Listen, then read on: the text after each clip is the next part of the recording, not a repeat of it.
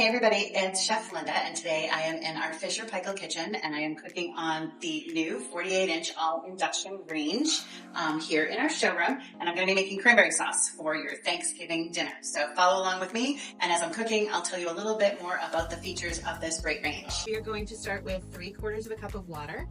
I'm going to add that into my pan. 1 cup of sugar, 2 pieces of orange rind, nice big wide pieces, half of this orange. And I'm going to have to quarter it to fit in my juicer, but that's okay. Right in there. I'm going to add half a cinnamon stick. Okay. So we're going to turn that on, just about medium. Give it a little stir until the sugar dissolves. It's going to take about 5 minutes or so for the sugar to dissolve. And while that's happening, I will share one of my favorite features about cooking on induction. Give me just a second, I'm going to grab a paper towel and we'll be good to go. One of my favorite things about cooking on induction is that you absolutely can clean as you go. I've got a damp paper towel here that I'm just going to wipe up my spilled juice with. I can wipe right under my pan and put it down. And then I can grab a nice dry one to dry it off, and it's good as new.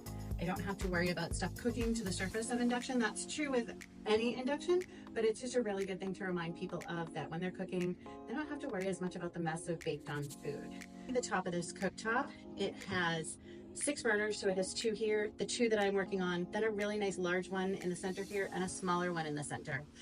The nice thing about this is that they're all individually controlled by the knobs down at the front. You can tell which burner's on because it's got the red light lit. The rest of them are white.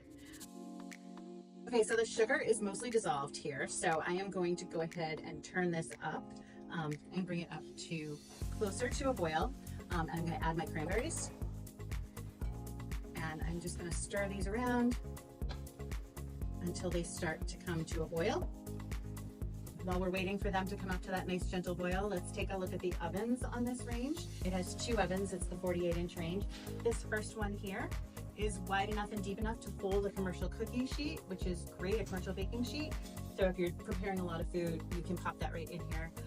It'll definitely hold your turkey for Thanksgiving, which is also great. Smaller oven here, equally as deep, great size for your casseroles and your sides and even your pies.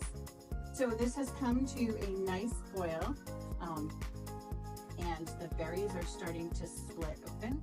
When they split open, they release their natural pectins, which allows them to create that sort of thickening or jelly-like texture that you're familiar with cranberry sauce. Sorry. So we're just going to let these simmer now that they've started to split. They're going to simmer for about 10 minutes. So I'm going to set a timer, and we can come back and take a look at them in 10 minutes. So it's been about 10 minutes and our sauce has been simmering. It's nice, it's thickening nicely. And most of the berries have burst. It's got that really pretty cranberry sauce color. At this point, you could let it cook a little bit longer if you wanted to, but I'm not going to do that because it's going to continue to thicken up as it cools. So I'm going to go ahead and turn that off. And then I am going to